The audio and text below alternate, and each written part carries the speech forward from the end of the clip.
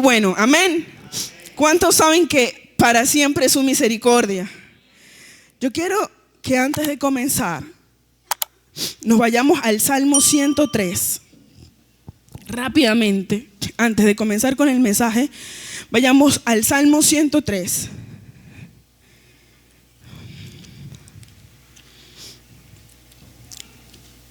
Los que se lo sepan pueden cerrar sus ojos, y los que no, con convicción, quiero que repitamos todos estas palabras, ¿sí? Bendice, alma mía, a Jehová. Otra vez. Bendice, alma mía, a Jehová. Bendiga todo mi ser su santo nombre.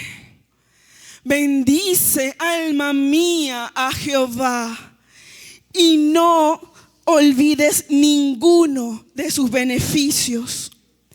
Él es quien perdona todas tus iniquidades, el que sana todas tus dolencias, el que rescata del hoyo tu vida, el que te corona de favores y misericordias, el que sacia de bien tu boca, de modo que te rejuvenezcas como el águila. Amén.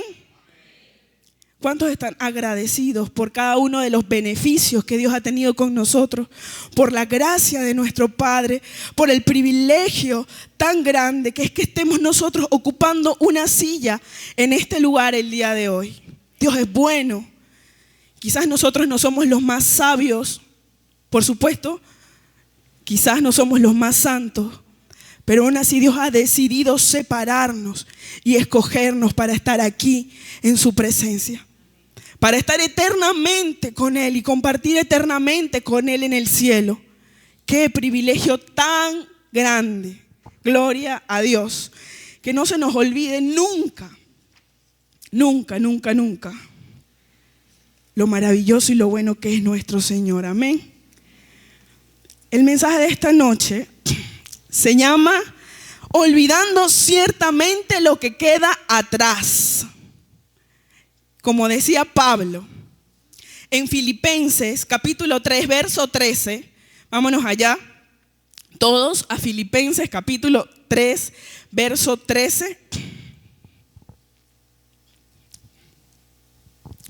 Hermanos, yo mismo no pretendo haberlo ya alcanzado, pero una cosa hago, olvidando ciertamente lo que queda atrás y extendiéndome a lo que está adelante. Es maravilloso y vamos a profundizar más adelante en lo que Pablo intenta explicar en este versículo. Pero antes de eso, quiero que profundicemos en la frase que dice, olvidando ciertamente lo que queda atrás. ¿Qué quería decir o qué quiere decir olvidar lo que queda atrás? Hay muchas personas, demasiadas personas, tanto dentro como fuera de la iglesia, que viven en el pasado y que viven del pasado. Y eso hace que limites lo que Dios quiere hacer, lo que Dios está haciendo en el presente y lo que quiere hacer contigo en el futuro. Por supuesto que la palabra de Dios dice que la senda del justo es como la luz de la aurora que va en aumento hasta que el día es perfecto. Eso quiere decir que nosotros, si bien ahora estamos bien, el día de mañana tenemos que estar mejor. Amén. No significa que lo que ayer pasó fue lo mejor. Por más bueno que haya sido el pasado, nunca va a ser lo suficientemente bueno como lo que Dios tiene preparado para el futuro. Amén. Entonces, muchos pueden pensar que esto se trata de edad y que las personas mientras más edad tienen, más fácil es que se aferren al pasado. Porque todos aquí, obviamente, hemos tenido abuelos, ¿cierto? Todos hemos tenido padres. ¿Quiénes han conversado con sus abuelos en algún momento? Levanten la mano quienes han conversado con sus abuelos o nadie aquí ha conocido a los abuelos. Y generalmente cuando nosotros conversamos con personas mayores, ¿qué hablan? Del pasado, de su juventud, de las cosas que hacían. Y a veces muchas de esas personas mayores tienen mucha sabiduría en esas experiencias de vida que tuvieron. Pero, sin embargo, quedarse en el pasado no tiene nada que ver con la edad, porque también he visto gente muy joven que vive del pasado, que vive de costumbres y que vive de tradiciones. Por más extraño que parezca, hay jóvenes dentro de la iglesia que viven aferrados a tradiciones, a costumbres, que están resistidos a cambiar.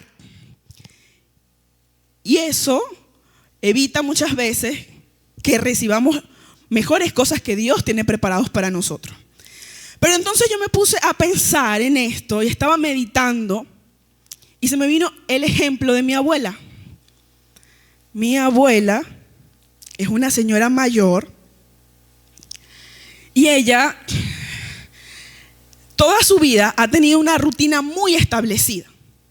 Mi abuela era tan organizada, que es tan organizada, que ella tenía cierto menú para preparar en la semana con las comidas que iba a preparar en la semana. Ella tenía su día estructurado, se levantaba una hora, hacía el desayuno y tenía un montón de actividades en su agenda mental. Ella no tenía una agenda escrita, pero ella sabía minuto a minuto qué iba a hacer en su vida. Y yo siempre he admirado mucho a mi abuela porque ha sido una mujer súper organizada, una mujer muy sabia, muy fuerte. Entonces, nos tocó una situación un poquito complicada que fue emigrar. Y entre ellas, mi abuela también tuvo que emigrar de Venezuela. Y yo me empecé a preocupar porque yo dije, siendo ya una señora mayor, me parece que va a ser mucho más difícil para ella adaptarse a una nueva cultura, a una nueva manera de vivir. Mi abuela estaba rodeada de su familia, rodeada de sus hermanos. Todos los días conversaba con ellos. Como les expliqué, tenía una rutina bien clara, un estilo de vida bastante definido. Y yo me preocupé porque yo decía, ella va a enfrentar lo desconocido. Hasta el hecho de que si bien hablamos español, en cada región de Latinoamérica, dentro de un mismo país también, le llamamos a las cosas de manera diferentes. Entonces yo decía, a mi abuela se le va a complicar un montón y me empecé a preocupar porque yo dije, si para mí es difícil y para mí ha sido difícil, no me quiero imaginar para una señora mayor en los que muchos años ha hecho las cosas de la misma manera. Para mi sorpresa, llegó el momento, pasaron los días, mi abuela emigró y un día yo la llamo y hablo con ella por videollamada y me dice, hijita, estoy hablando contigo porque esta es mi hora de llamar a los que no tengo cerca. Porque ya en media hora tengo que hacer tal actividad y en otra media hora tengo que hacer. Y luego hasta las 4 de la tarde es que me puedo otra vez unir a las redes sociales y unir al teléfono. Y yo me sorprendí porque ella tenía ya otra manera de vivir, pero buscó la manera de reinventarse, de transformarse y de adaptarse a las diferencias. Se llenó otra vez de actividades y logró cambiar totalmente su vida. Me pareció tan sorprendente porque nunca la he escuchado quejarse ni vivir en el pasado. Por supuesto que ella tiene afectos en Venezuela, por supuesto que ella quiere conocer a familia que aún no ha conocido en Venezuela, pero me parece tan maravilloso la manera en que ella decidió cambiar su vida. Nadie le enseñó. Ella misma decidió soltar el pasado y decir, ok, ahora estoy aquí en el presente, ¿qué tengo que hacer? Empezar a actuar de una manera diferente porque la manera vieja de vivir ya no me sirve. Entonces yo me maravillé, yo me sorprendí y dije, wow, yo quiero ser como mi abuela cuando tenga esa edad. Entonces, hay un montón de personas jóvenes, adultas, no, como les expliqué, no existe edad para resistirse al cambio, que siguen empeñadas en aferrarse a algo que ya no existe, porque muchas veces, porque el pasado ya pasó.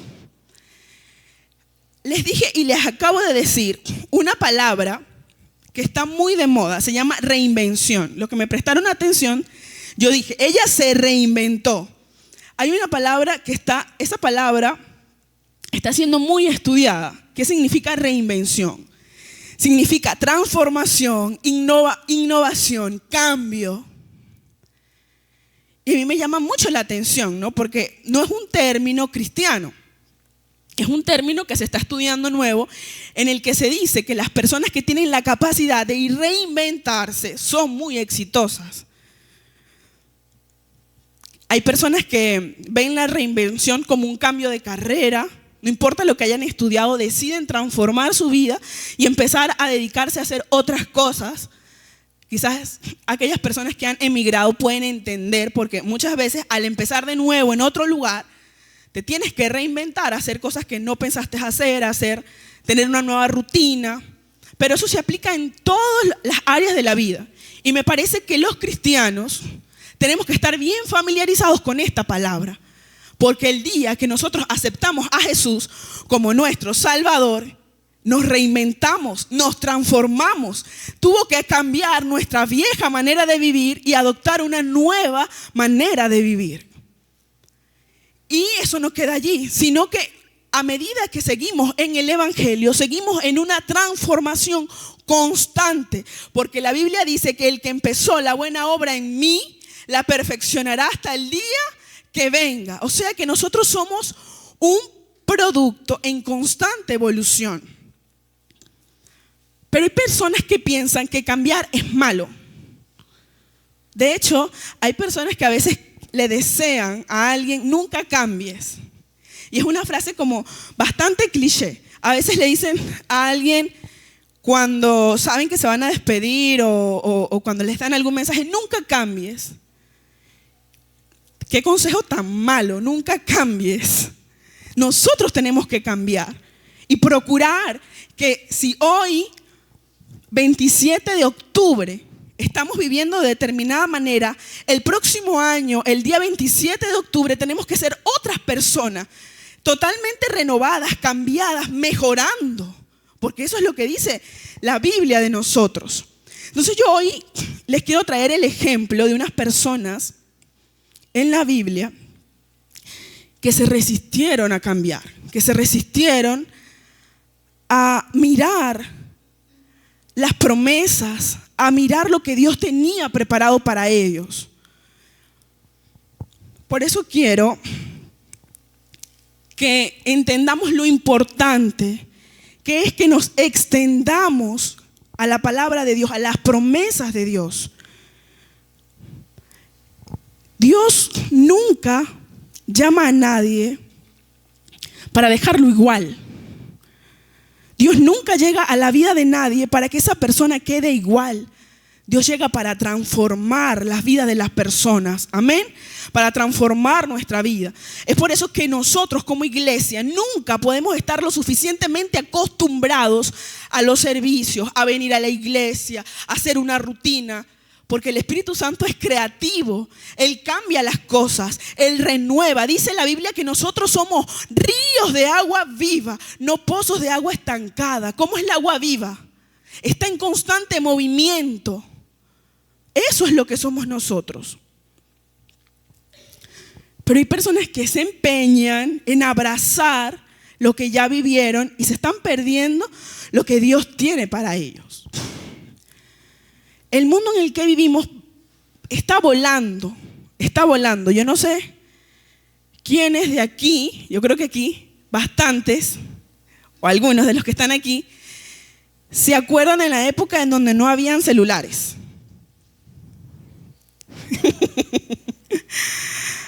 Creo que hay varios que pueden acordarse de una vida en donde no existían celulares. Para nosotros es casi imposible pensar en no tener un celular. Es parte de nuestra rutina, es parte de nuestro día a día. También me acordaba cuando mi abuela me decía que a veces a mi abuelo le tocaba viajar por trabajo lejos a otros lugares.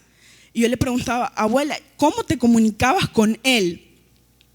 Ella me decía, bueno, si podía a través de cartas. ¿Y cada cuánto llegaban las cartas, abuela? 15 días, un mes. Ahora tenemos un celular que con unos cuantos toques en la pantalla podemos comunicarnos con personas que están a distancia de países. Podemos verlas cara a cara. O sea que vivimos y hemos evolucionado, hemos cambiado súper rápido nuestra manera de vivir. Dios es mucho más rápido que la tecnología para cambiarnos y transformarnos. Pero a veces Dios no puede transformarte si tú te estás resistiendo a cambiar. Si tu mente sigue en el pasado, si tu mente sigue pensando en el ayer. Entonces, como les comentaba, les quiero mostrar el ejemplo en la Biblia de estas personas, ¿no? Y para eso quiero hablarles de algunas personas que Dios se empeñó. Dios está empeñado en cambiarles la manera de vivir, en renovarlos, en transformarlos. Pero los que estudiamos la Biblia nos damos cuenta que ellos estaban empeñados en seguir haciendo lo que estaban acostumbrados a hacer. El pueblo de Israel estuvo en cautiverio, según los estudiosos, alrededor de 400 años, bajo el dominio de los egipcios. Amén. Alrededor de 400 años. En 400 años es suficientemente tiempo como para que las personas se acostumbren o no a la manera de vivir de ese lugar. ¿Cierto o falso? Hay un hermanito colocho que creo que tiene 8 o 10 años, 14 años en el Perú. Su acento él no lo cambia. Él sigue hablando de la misma manera como que si ayer fuese salido de Colombia. Pero el otro día nos comentaba y él decía, cada vez que yo viajo a Colombia y vuelvo al Perú, tengo que comerme un ceviche porque me hace falta el ceviche y extraño el ceviche. Él no es peruano, pero él extraña la manera en la que come aquí. Y si pasa mucho tiempo lejos del Perú, cuando vuelve, necesita comer como comía aquí. A pesar de que él no nació aquí. Su mamá no fue que en el vientre se le formó un paladar que amara el ceviche, que amara la causa, pero sin embargo los 14 años que ha estado aquí le han hecho cambiar sus gustos. Entonces imagínense este pueblo que tenía 400 años viviendo en una cultura diferente a la que Dios había mandado. De idolatría, comían diferente, se vestían diferente. 400 años el pueblo de Israel estuvo viviendo así. Por eso Dios estaba empeñado en cambiarles la mentalidad, en cambiar su cultura, en cambiar su manera de pensar, porque Dios sabía que ellos eran ahora su pueblo y que su pueblo no se podía seguir comportando de la misma manera que los egipcios. Entonces vámonos a Números, capítulo 11, verso 4.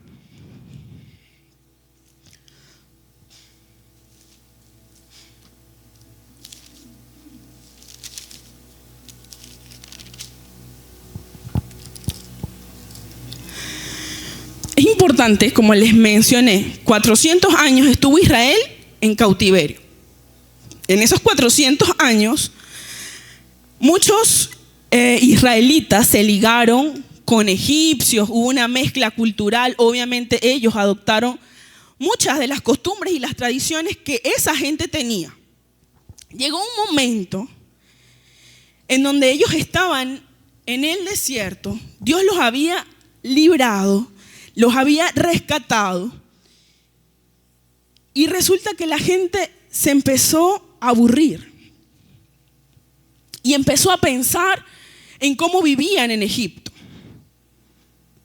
Dejaron de ver la promesa y dejaron de ver el propósito por el cual habían salido y empezaron a meditar en cómo era su vida en cautiverio, siendo esclavos. Y lo sorprendente de esto es que no pensaban que era malo, pensaban que era bueno.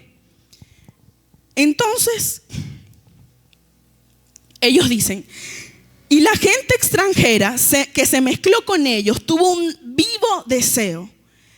Pendiente con esta palabra, atentos, tuvo un vivo deseo. Y los hijos de Israel también volvieron a llorar y dijeron, ¿quién nos diera de comer carne? Nos acordamos del pescado que comíamos en Egipto, de balde, de los pepinos, de los melones, los puerros, las cebollas y los ajos. Y ahora nuestra alma se seca, pues nada, sino este maná ven nuestros ojos. Entonces el pueblo de Israel estaba añorando comer la carne, los melones, el ajo y todo lo que comían en Egipto. Y decían que estaban hartos, estaban cansados de comer maná. Nosotros que tenemos una visión más clara, que no estamos en ese momento, sabemos que el maná era una comida tan especial que Dios había preparado exclusivamente para ellos en ese tiempo, que Dios la proveía todos los días. Sin embargo, ellos no estaban viendo el milagro, ellos estaban viendo el pasado y recordando cómo comían en Egipto. No estaban viendo el milagro de ese alimento maravilloso que Dios estaba preparando diariamente. Y por el antojo que tenían sus estómagos de comer esa comida, dice que su alma se seca. Estaban llorando, otros decían que preferían la muerte antes de no comer carne. Y no es que comer carne sea malo, ni es que Dios quiere que seamos veganos o vegetarianos, por supuesto que no. Lo que sucede es que Dios estaba cambiando su manera de vivir. Dios estaba enseñándoles una manera diferente de vivir. Dios les estaba diciendo, todos los días van a recoger este alimento, van a comer de esta manera, van a adorarme de tal manera. Dios era bien específico y fue bien específico en cómo ellos tenían que cambiar su manera de vivir. Sin embargo, tenían un deseo vivo, dice la palabra, que no los dejaba estar tranquilos, que los hacía desear lo que no podían tener. Vamos a continuar con el versículo 16. 11:16.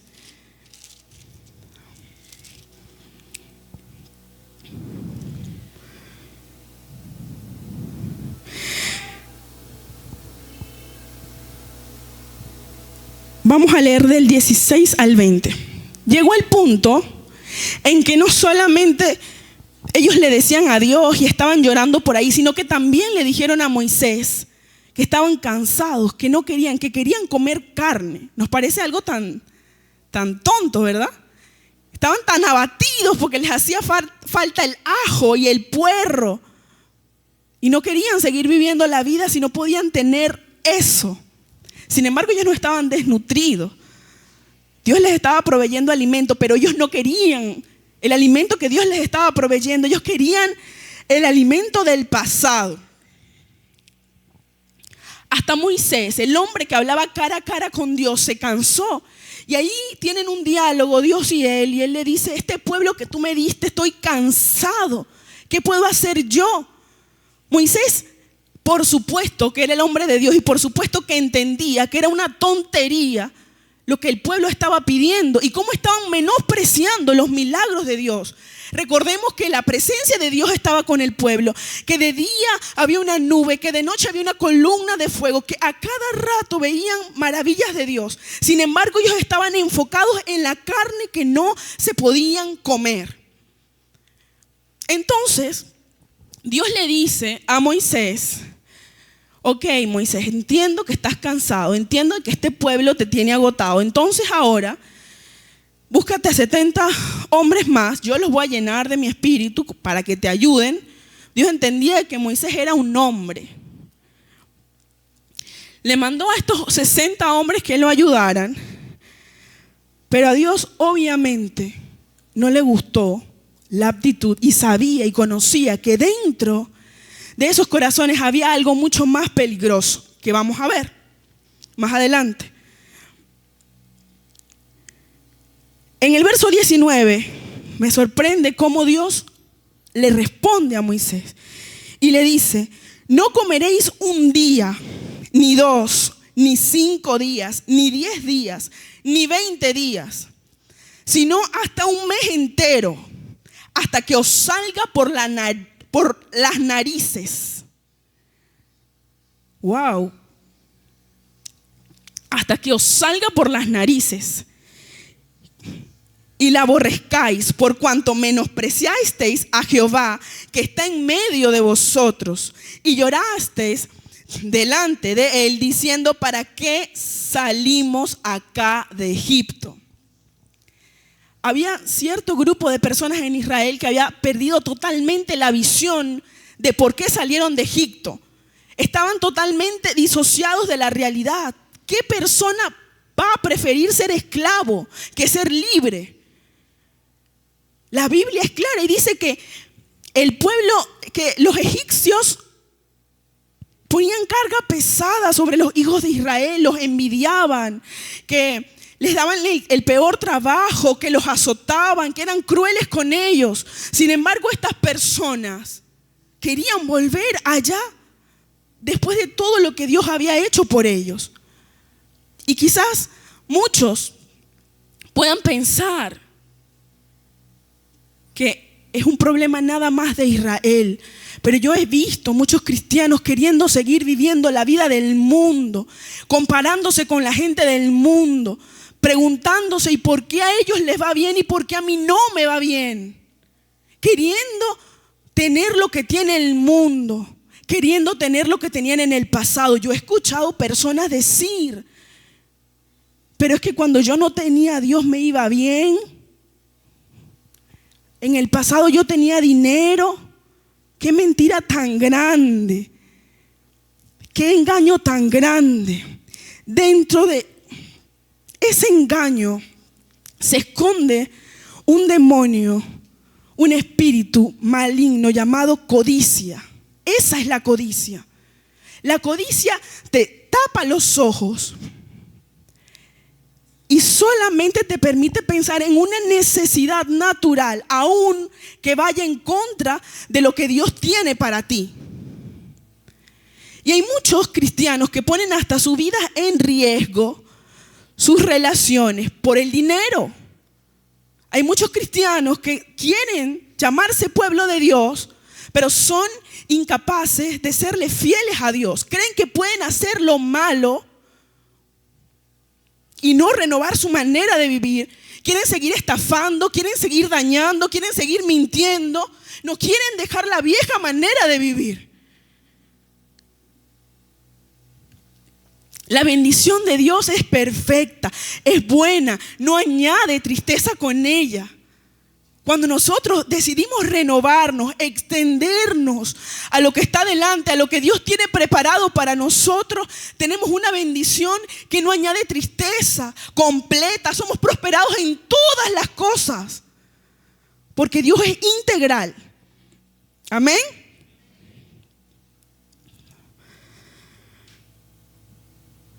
Lo cierto es que Dios hace, como le dijo a Moisés, pasan cosas maravillosas en este capítulo. Dios llena del Espíritu Santo a esos 70 varones que le dijo. Y había un jovencito que siempre estaba con Moisés. Vamos a ver, ¿quién sabe quién era ese jovencito que se la pasaba para arriba y para abajo con Moisés? Gloria a Dios. Aquí tengo una iglesia que lee Biblia. Josué, hijo de Num. Este varoncito, desde el principio, cuando José subía y oraba y adoraba y pasaba días en la presencia del Señor, al pie del monte esperaba al ungido. Y yo me imagino que estaba ahí Josué buscando aprender, buscando ver cómo actuaba Moisés. Pero todavía era un jovencito que necesitaba seguir aprendiendo. Más adelante, él se convirtió en la persona que ayudó a Moisés, o que delegó a Moisés para terminar de conquistar la tierra prometida. Pero como todos, todos tenemos errores y todos pasamos por un proceso de transformación en el que nuestra mente se tiene que renovar. Josué también tuvo que pasar por ese proceso. Resulta que estos 70 varones fueron 78 y 2 se quedaron en el campamento. Dios le dijo: sácame a esos 70 varones, me los llevas al tabernáculo, que yo ahí los voy a llenar de mi Espíritu Santo para que también te ayuden, Moisés. Por alguna razón se fueron 68 y 2 no fueron. 2 se quedaron en el campamento, no fueron al tabernáculo. Y dice la Biblia que aunque no fueron, a esos 2 personas que se quedaron también fueron llenas del Espíritu Santo. Entonces llega la noticia hasta donde estaban Moisés y estaban todas las personas, y le dicen: miren, a aquellos 2 que también estaban en la lista también fueron llenos del Espíritu Santo y están profetizando y están ahí llenos del Espíritu Santo. Entonces Josué, que estaba en ese camino de transformarse, le dice a Moisés que los mande a callar, que los detenga, porque ellos no fueron. Vemos la resistencia al cambio que hasta en un jovencito que tenía una buena disposición, que se la pasaba y que quería aprender del ungido había. Este jovencito tenía los ojos puestos en Moisés y pensaba que Moisés era el que hacía la obra. Y Moisés le dijo: un momento, ¿tú tienes celo de mí? Porque una persona espiritual no anda en celos. No anda diciendo: yo soy el ungido y el único que puedo predicar, el único que puedo sanar, al único que Dios me habla. Sino Moisés le dice: ¿tú acaso tienes celos de mí? Mejor fuera que todos predicasen, que todos hablasen lenguas, que todos estuviesen llenos del Espíritu Santo. Eso es lo que queremos. Y estoy segura de que Josué aprendió la lección, porque más adelante lo mandan en una misión bastante importante. Pero así estaba el corazón de la gente de Israel. Estaban resistidos a buscar la presencia de Dios, estaban resistidos a llenarse del Espíritu Santo. Ellos querían seguir su vieja manera de vivir, en la que una persona era la única que podía tener una relación con Dios, en la que bajo una persona tenían que sujetarse. Acuérdense de que ellos venían de una manera de gobierno bastante diferente. Y ellos pensaban y pretendían vivir de esa manera. Lo sorprendente pasa en el versículo 33. Vámonos al 33. Lo delicado que es esto. Nuestro Dios es bueno. Todos lo sabemos, ¿no?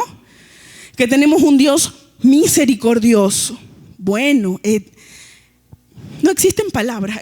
Si existiese una palabra más grande que bueno y la encontrara, a veces la quisiera encontrar, pero no existe. Dios es tan maravilloso, tan bondadoso, tan grande. Sin embargo, aquí dice: aún estaba la carne entre los dientes de ellos antes que fuese masticada, cuando la ira de Jehová se encendió en el pueblo, e hirió Jehová al pueblo con una plaga muy grande. 34. Y llamó el nombre de aquel lugar Kibro-Hataba, por cuanto allí sepultaron al pueblo codicioso. Es importante entender de que Dios no los mató la codicia. Y lo delicado que es la codicia, y lo mentirosa y lo engañosa que es. Porque el que no estudia bien la palabra de Dios pensaría que Dios le manda esto, pero nosotros, como si la estamos estudiando, nos estamos dando cuenta de que nuestro Dios es bueno, de que Dios es un Dios de oportunidades. Pero los que no querían cambiar el corazón, la manera de vivir, los que no querían agradecer la oportunidad que Dios les estaba hablando, eran ellos. No fue a todos, Por supuesto que Dios cumplió su palabra. Mucha gente comió todo el mes codornices. Pero había un grupo de personas que no querían cambiar. Ellos mismos lo habían dicho, que mejor les era morir que seguir comiendo maná, que significa cambiar su manera de vivir. Es tan delicado, porque aún dentro de la iglesia, este pecado tan horrible a veces se quiere meter con la comparación. Dios a todos nos hizo diferentes, únicos. Dios ha depositado gracia, una gracia distinta en cada uno de nosotros. Dios es tan bueno, tan grande. Entonces a veces hay personas que se quieren comparar con otros, que quieren envidiar lo que Dios le dio a otro, que dicen: Señor, ¿por qué a él sí? ¿Por qué a mí no?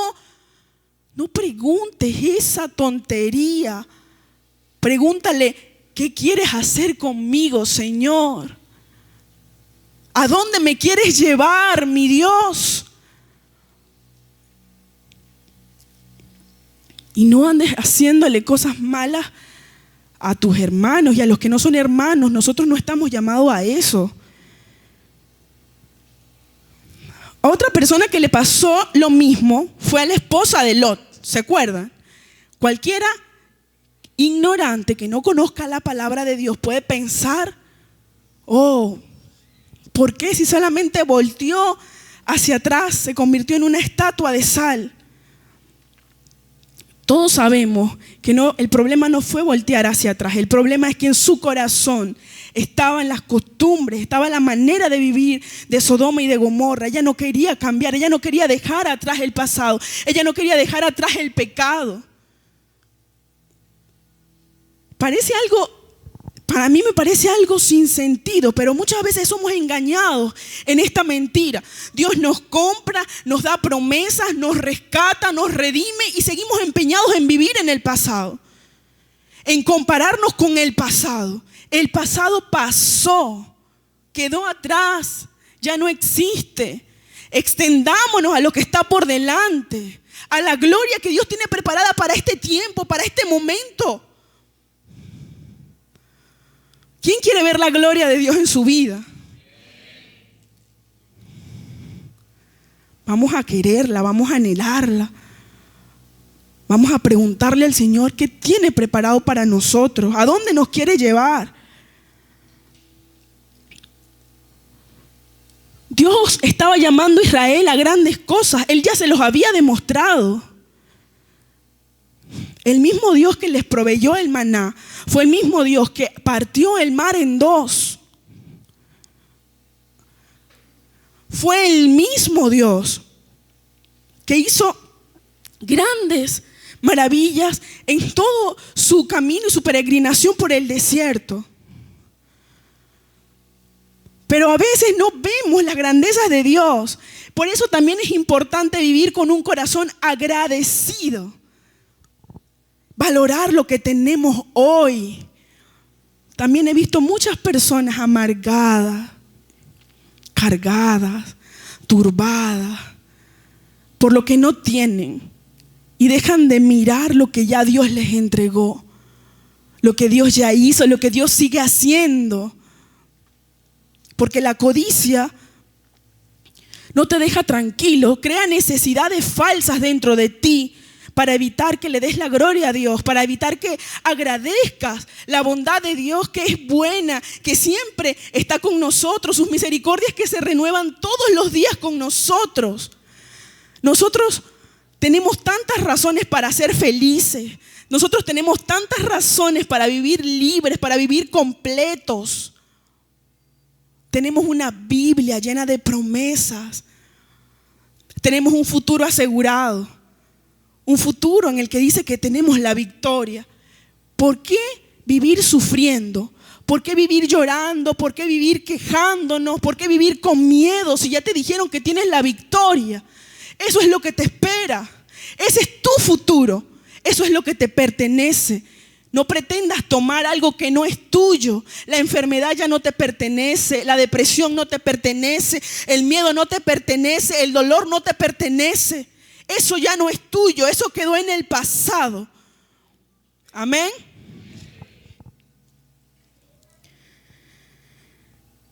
Cuando decidimos soltar el pasado, le estamos abriendo puertas, estamos extendiéndonos a esa tierra prometida, a la tierra donde fluye leche y miel.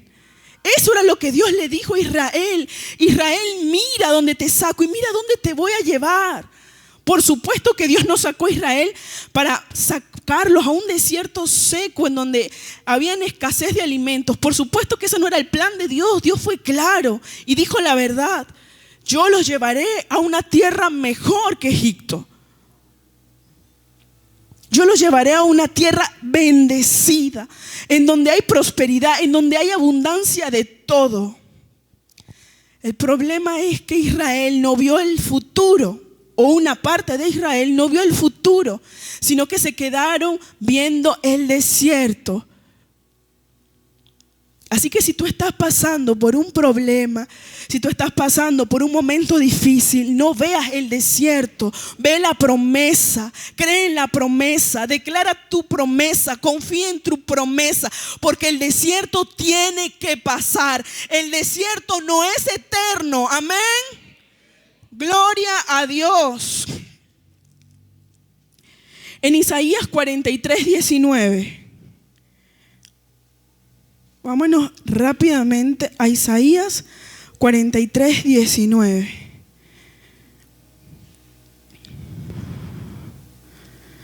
He aquí yo hago cosa nueva.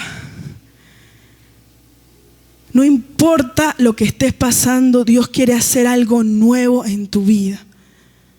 No importa lo que haya dicho el doctor, Dios quiere hacer algo nuevo.